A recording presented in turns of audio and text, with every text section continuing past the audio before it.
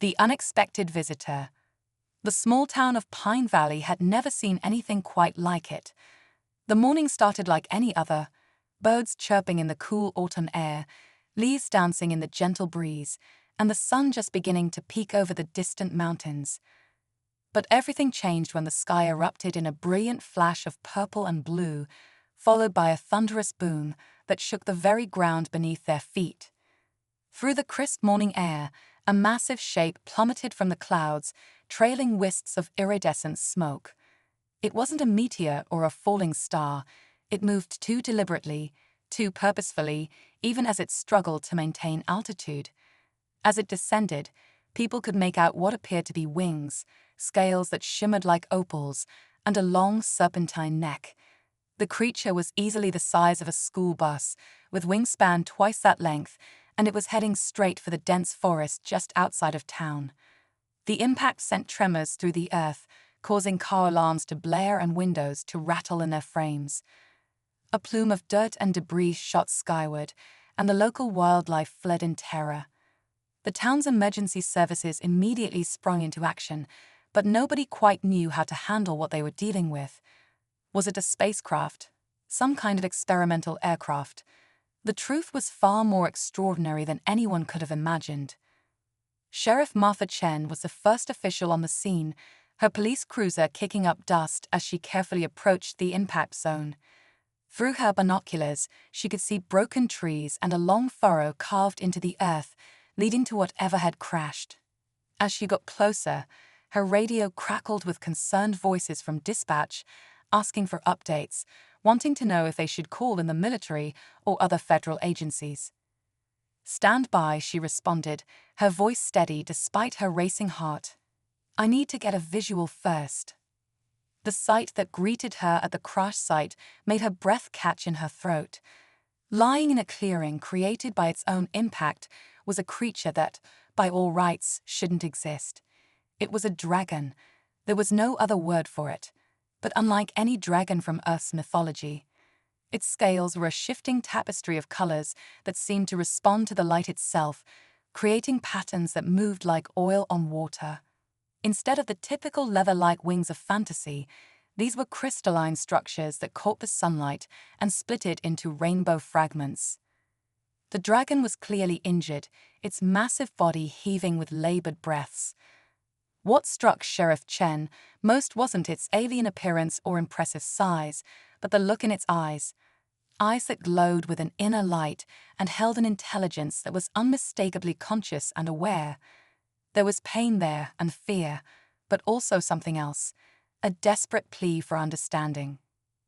As news of the crash spread, the town's reaction was swift and predictable. Mayor Thompson called an emergency meeting, and within hours, the area was cordoned off with warnings about a hazardous materials incident. The local news crews gathered at the perimeter, and social media exploded with speculation and blurry photos taken from a distance. But what nobody realized was that they weren't the first to discover the dragon's presence. 10-year-old Sarah Mitchell, whose family's farm bordered the crash site, had witnessed the entire event from her bedroom window. Unlike the adults who saw a threat or a scientific anomaly, Sarah saw something else entirely, a creature in pain, far from home, and in desperate need of help. Through the chaos of emergency vehicles and gathering crowds, Sarah watched from her secret spot in the old oak tree at the edge of their property. She saw how the dragon flinched at every loud noise, how it tried to make itself smaller despite its massive size, and how it kept pawing at its mouth as if something was bothering it. Most importantly, she noticed something the adults seemed to miss entirely. The dragon wasn't acting aggressively. It was acting scared.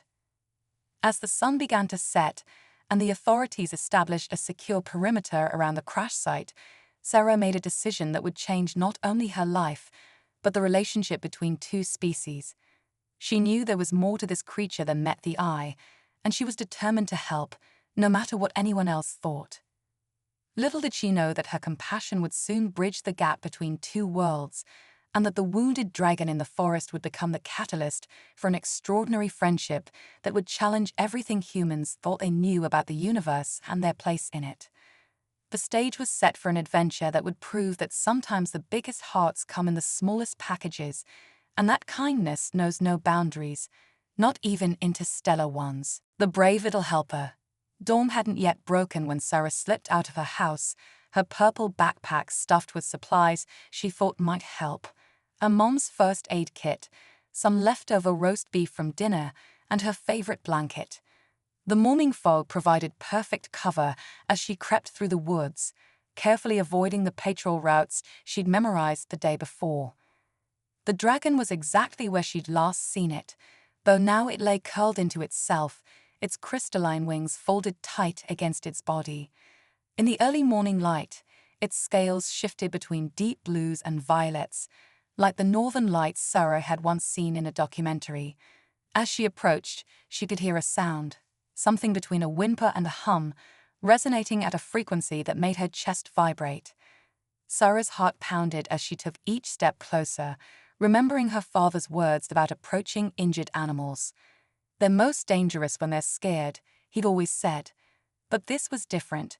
She could see intelligence in those glowing eyes, which now tracked her movement with a mixture of wariness and curiosity. 20 feet from the dragon, Sarah stopped and sat down cross-legged on the damp ground. She remembered reading that making yourself smaller could help scared animals feel less threatened. The dragon's head lifted slightly, those luminous eyes studying her with an intensity that made her skin tingle. "Hi," Sarah whispered, her voice barely audible above the morning breeze. "I brought you some food, and some other stuff that might help." She slowly opened her backpack, making sure all her movements were deliberate and calm. The dragon's head tilted to one side, reminding Sarah of her neighbor's border collie when it was trying to understand something new. As she pulled out the roast beef, the dragon's nostrils flared, and a small chirping sound escaped its throat. But when it tried to open its mouth to smell better, it winced and pulled back, pawing at its jaw just like Sarah had seen the day before. That's when she noticed something she hadn't been able to see from a distance. There was something stuck in the side of its mouth, something that glinted metallically in the growing light. "You're hurt," Sarah said softly, inching forward just a little. "That's why you crashed, isn't it? Because it hurts to fly?" The dragon's eyes met hers, and in that moment, Sarah felt something she couldn't explain. A connection, like the dragon understood every word she was saying. She unwrapped the roast beef and placed it on the ground between them, then scooted back to her original position. The dragon looked at the meat, then back at Sarah, then at the meat again. Slowly, carefully, it stretched its long neck forward, using its tongue to scoop up the food while keeping its jaw mostly closed. Sarah watched as it swallowed with obvious difficulty. "I want to help you," Sarah said, pulling out the first aid kit. "But you have to trust me." She opened the kit and held up various items, explaining each one as if the dragon could understand. "These are bandages. This is for cleaning wounds. This might sting a little, but it helps stop infections." The dragon watched her demonstration with rapt attention, its head moving closer inch by inch as Sarah talked. She pretended not to notice, keeping her voice steady and calm as she continued her explanation. By the time she finished, the dragon's head was only a few feet away, close enough that Sarah could feel its warm breath on her face. That's when she saw it clearly, a large, jagged piece of what looked like dark metal, wedged deep in the soft tissue at the back of the dragon's mouth. It must have been excruciating, explaining why the creature couldn't eat or close its mouth properly. No wonder it had crashed. "Oh," Sarah breathed, her heart aching with sympathy. "That must hurt so much." Without thinking, she reached out toward the dragon's snout. The creature jerked back slightly, but didn't retreat fully, its eyes locked on her small hand. Sarah kept her hand extended, palm up, letting the dragon make the choice. For what felt like hours, but was probably only minutes, they stayed frozen in that tableau, a small human girl and an alien dragon, on the precipice of either trust or fear. Then, ever so gently, the dragon pressed its snout into Sarah's palm. The scales were warm and smooth, vibrating slightly with each breath the creature took. Sarah felt tears well up in her eyes as she realized the magnitude of what was happening. This wasn't just trust, it was a bridge between two entirely different species, built on nothing more than compassion and need. "I'm going to help you," Sarah promised, her voice thick with emotion. "I don't know how yet, but I will. You don't have to be scared anymore." The dragon made a soft trilling sound, and Sarah felt a tingling sensation in her mind, like the echo of a distant song. Somehow, she knew the dragon understood. More than that, it believed her. As the sun rose fully above the horizon, casting long shadows through the trees, Sarah heard the sound of vehicles approaching in the distance. Soon, the authorities would begin their day of observation and investigation, unaware that the greatest discovery had already been made by a little girl with a purple backpack and a heart full of determination. Sarah gathered her things quickly, knowing she had to leave before she was discovered. "I'll be back tonight," she whispered, giving the dragon's snout one final pat. "I promise." As she slipped away through the morning mist, Sarah's mind was already racing with plans. She would need help, but she couldn't trust the adults. They would never understand. No, she would have to be smart about this, careful and creative, because now she had a secret more amazing than any in the world, and a friend who needed her more than anyone ever had before. The painful truth. The plan came together faster than anyone expected. Dr. Maria Chen, the veterinarian Ms. Rodriguez had contacted, arrived under the cover of darkness 2 nights later. She brought with her a mobile surgical kit and decades of experience treating exotic animals, though she admitted with a nervous laugh that an alien dragon would be a first. "Remember," Ms. Rodriguez whispered as they crept through the woods, guided by Sarah's expert knowledge of the patrol patterns, "we need to be quick and quiet. The night shift guards change at midnight, which gives us about 2 hours." Sarah led them to the clearing where Luna waited. The moment the dragon saw Sarah accompanied by strangers, her scales flickered with alarmed reds and oranges. A low growl rumbled through the ground, making Dr. Chen take an instinctive step back. "It's okay, Luna," Sarah said, running forward. "They're here to help. Remember the drawings I showed you? These are my friends." She placed her hand on Luna's snout, and the dragon's scales gradually shifted back to calmer blues, though she kept a wary eye on the newcomers. Dr. Chen approached slowly, her professional demeanor masking her awe. "Extraordinary," she breathed, observing Luna's crystalline wings and color-changing scales. "The biological implications alone." She shook her head, focusing on the task at hand. "Sarah, can you show me where the foreign object is located?" Sarah guided Luna to open her mouth slightly, using hand signals they'd practiced together. In the beam of Dr. Chen's specialized medical light, they could finally see the full extent of the problem. The metal shard wasn't just stuck in Luna's mouth. It was a piece of advanced technology, giving off a faint purple glow. "This isn't just debris," Ms. Rodriguez said, studying the object through her glasses. "It looks like some kind of device. See how it's pulsing." She pointed to where the metal seemed to throb with an inner light. Dr. Chen nodded grimly. "Whatever it is, it's lodged deep in the tissue. Removing it won't be easy, and we can't risk using any heavy sedatives without knowing her biology." She turned to Sarah. "We'll need her to stay absolutely still. Can you help with that?" Sarah nodded, moving to position herself by Luna's head.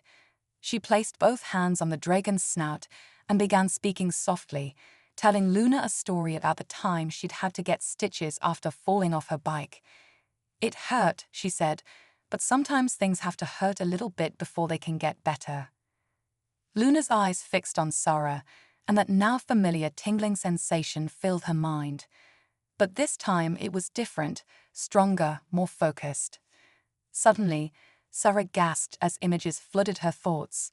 A vast fleet of crystalline ships moving through space, a beautiful world with 3 moons where dragons like Luna soared through purple skies, and then chaos. An attack, explosions. Luna fleeing through a storm of debris, a piece of destroyed ship striking her as she fled through something like a tunnel made of light. She's showing me, Sarah whispered, tears streaming down her face. She's showing me what happened. There was a battle. She was trying to escape. The connection broke as Luna shuddered in pain, the metal shard pulsing more brightly. It's a tracking device, Ms. Rodriguez realized suddenly. That's why the military is so interested. They must be picking up its signal. But it's malfunctioning, stuck in her flesh, hurting her. Dr. Chen had already begun preparing her instruments. We need to move quickly. If it's really a tracker, whoever put it there might be looking for her. She laid out her tools and pulled on surgical gloves. Sarah, keep her calm. Ms. Rodriguez, I need you to assist me. What followed was the most intense 30 minutes of Sarah's young life. She kept her hands on Luna, speaking constantly, sharing her own memories of happy times to counter the pain she knew her friend was feeling. Luna remained perfectly still, even as Dr. Chen worked to carefully extract the device, though her scales pulsed with waves of dark purple that spoke of her suffering.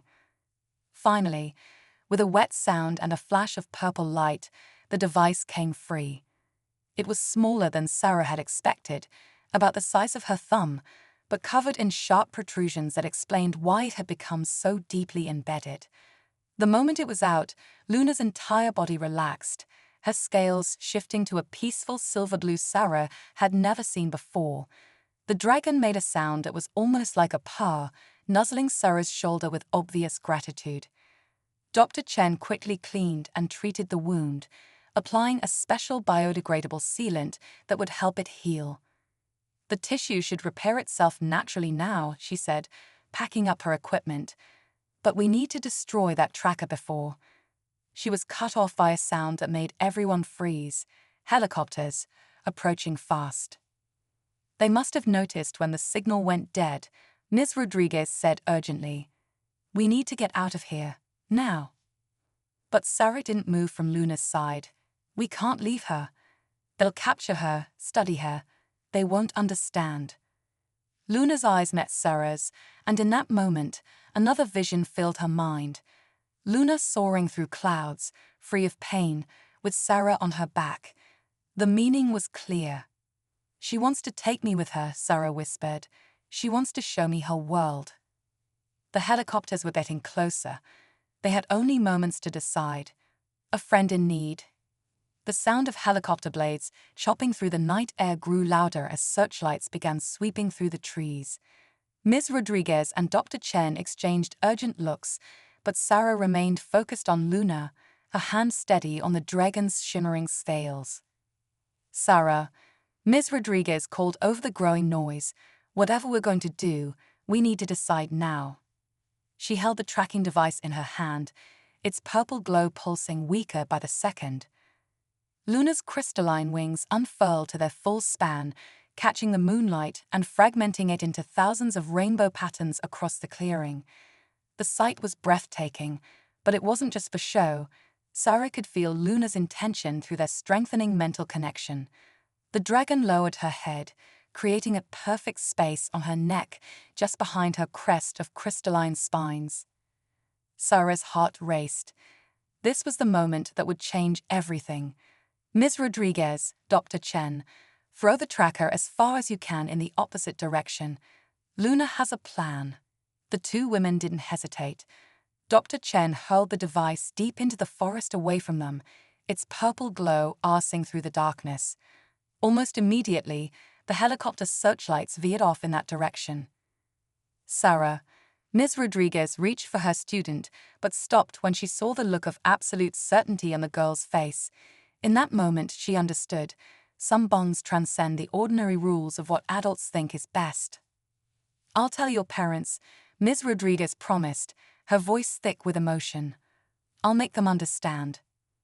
Sarah hugged her teacher quickly, then turned to Dr. Chen. Thank you for helping her, she said, and the veterinarian nodded, wiping away tears of her own. With one final look at her mentors, Sarah climbed onto Luna's neck, holding tight to the crystalline spines that seemed to adjust their shape to give her a secure grip. The moment she was settled, Luna's scales began to pulse with waves of brilliant light, starting at her tail and moving forward like a cascade of living energy. The helicopter spotlights swung back toward them, having found nothing where the tracker landed. Orders blared through megaphones. Do not take a move. You are surrounded. But they were too late. Luna's wings, now glowing with an inner light that outshone the helicopter's beams, gave one powerful beat. The downdraft forced Ms. Rodriguez and Dr. Chen to brace themselves against nearby trees. Another beat, and they were airborne, rising above the forest canopy with impossible grace. Sarah's stomach dropped as they climbed higher, but fear was the furthest thing from her mind. Through their connection, she could feel Luna's joy at being airborne again, free from pain and soaring as she was meant to. The ground fell away beneath them, the helicopters now looking like toys as they scrambled to respond to this unexpected development. Luna banked hard to the right, her wings cutting through clouds as she accelerated. Sarah held tight, her face split by an enormous grin as wind whipped through her hair. Far below, she could see the lights of her town growing smaller, the place she'd called home all her life becoming just another collection of sparkles in the vast darkness. But this wasn't goodbye, not really. Through their mental link, Luna shared another vision, a promise to return, to bridge their two worlds, to show humanity that there were wonders beyond their imagination waiting in the stars. Sarah would be their ambassador, the one who proved that compassion and trust could overcome any boundary, even those between species. Higher and higher they climbed, until the air grew thin and cold. Luna's scales began to pulse with a new pattern, and suddenly they were surrounded by a bubble of warmth and breathable air, some kind of biological force field that Sarah realized must be how Luna could travel through space. Below them, military jets scrambled from a nearby base, but they were already too high, too fast. Luna's wings began to glow brighter, and Sarah felt a familiar tingling sensation throughout her body. She looked up to see the stars seeming to elongate, stretching into lines of light as Luna activated whatever natural ability had brought her to Earth in the first place. In that moment, suspended between Earth and the infinite cosmos, Sarah thought about everything that had led to this point. A chance encounter, an act of kindness, the courage to trust in something extraordinary. It had all culminated in this moment of transformation. Through their connection, Luna shared one final image, a vast city of crystalline spires on her homeworld, where other dragons soared between buildings that caught the light of 3 moons. But more than that, she shared a feeling, a sense of gratitude so profound it brought tears to Sarah's eyes. "You saved me first," Sarah whispered into the wind, understanding now that Luna had given her something just as precious as the help she'd provided, a chance to be part of something greater than herself, to prove that the universe was full of magic for those brave enough to believe in it. With a flash of light that briefly outshone the stars themselves, Luna activated her faster-than-light ability. The Earth fell away behind them as they entered a tunnel of swirling energy, embarking on an adventure that would change not just their lives, but potentially the future of both their species. And somewhere far below, in a small clearing in the woods, 2 women watched the light fade into the cosmos, knowing they had witnessed something miraculous, a moment when the boundary between the ordinary and the extraordinary had dissolved, all because a little girl had chosen to lead with kindness instead of fear. Wings of friendship. 1 year had passed since the night Sarah and Luna disappeared into the stars. Pine Valley had changed in that time, transformed from a quiet small town into a place of wonder and possibility. The clearing where Luna had first crashed became a sanctuary, protected by international law and studied by scientists from around the world who sought to understand the unique energy signatures left behind. Ms. Rodriguez had kept her promise, explaining everything to Sarah's parents with Dr. Chen's support. Though the initial shock and grief had been overwhelming, the regular messages helped. They came in the form of crystalline shards that would occasionally fall from the sky, each containing holographic recordings of Sarah's adventures. Through these, her family and the world learned of a civilization far beyond their imagination. Sarah's recordings showed magnificent cities where crystalline dragons soared between towers that touched the clouds, their scales creating aurora-like displays in the triple moonlight. She spoke of how Luna's people, the Stellari, had welcomed her with open hearts, teaching her their ways and learning from her in return. Most importantly, she showed them that she was happy, healthy, and doing exactly what she was meant to do, building bridges between worlds. On this particular evening, Pine Valley's residents gathered in the clearing for what had become a monthly tradition, watching the latest message from their young ambassador. Dr. Chen and Ms. Rodriguez stood with Sarah's parents as a new crystal descended from the darkening sky, gently floating down to land in the center of the gathered crowd. The crystal activated, and Sarah's hologram appeared, now 11 years old, but with the same bright eyes and determined spirit. "Hi everyone," her image said, smiling warmly. "Luna and I have amazing news. The Stellari High Council has approved our proposal. Earth will be the first planet invited to join the Interstellar Cultural Exchange Program."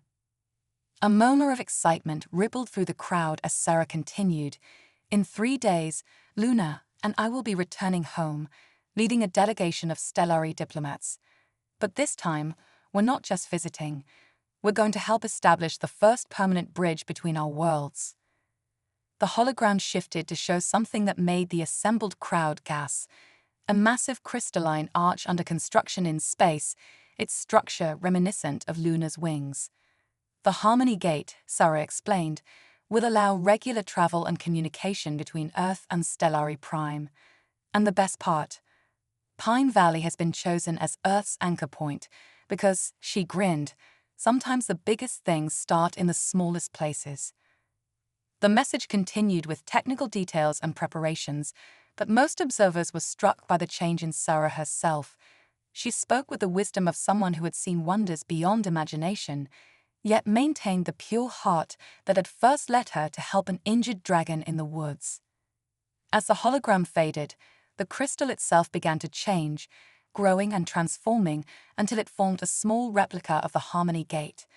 It hovered in the air, spinning gently and casting rainbow light across the faces of the gathered crowd. Ms. Rodriguez picked up the crystal, smiling as she remembered that crucial night 1 year ago. "Sarah taught us all something important," she said to those gathered around. "She showed us that fear is a choice, and so is kindness. One small act of compassion can ripple out to change the entire universe." 3 days later, the sky above Pine Valley erupted with light as a fleet of crystalline ships emerged from hyperspace. At their head flew a familiar figure, Luna, her scales now adorned with markings of honor, with Sarah proudly riding on her neck. They were accompanied by dozens of other Stellari dragons, each unique in color and pattern, their wings turning the sky into a canvas of living light. As Luna descended toward the clearing where their story had begun, Sarah could see the changes in her hometown. The fear that had once greeted Luna's arrival was replaced with wonder and celebration. Children waved from their parents' shoulders, scientists stood ready with their instruments, and in the front row stood those who had helped make it all possible. Ms. Rodriguez, Dr. Chen, and Sarah's parents, their faces shining with pride. Luna landed with perfect grace, lowering her head to allow Sarah to dismount. The moment her feet touched Earth's soil again, Sarah ran to embrace her family, her laughter mixing with their tears of joy. Through their mental link, Luna shared in the emotion of the reunion, her scales rippling with warm golds and pinks. "Welcome home," Sarah's mother whispered, holding her daughter tight. "Mom," Sarah replied with a smile, stepping back to gesture at both her human family and Luna. "I never left home, I just made it bigger." As the sun set on Pine Valley that evening, humans and Stellari gathered together under the stars. The Harmony Gate's construction began in earnest, its crystalline structure growing like a flower opening to the cosmos. Sarah stood with Luna, watching their two species working side by side, and felt a sense of completion. "You know," she said to Luna, resting her hand on the dragon's warm scales, "some people still ask me why you chose to trust me that first day." Luna's response flowed through their mental link, a series of images and feelings that Sarah had come to understand perfectly over their year together. It wasn't just about trust or helping each other. It was about seeing past differences to recognize the light that lives in all beings, the universal language of kindness that transcends species and space itself. Above them, the first arch of the Harmony Gate caught the light of Earth's moon, sending a rainbow bridge across the darkening sky, a promise of adventures yet to come, and a reminder that the greatest journeys begin with a single act of compassion. The story of a wounded dragon and a brave little girl had become legend, not just on Earth, but across the stars. It served as a testament to the power of kindness, the strength of trust, and the truth that Sarah had known all along. That friendship, in all its forms, is the most powerful force in any universe.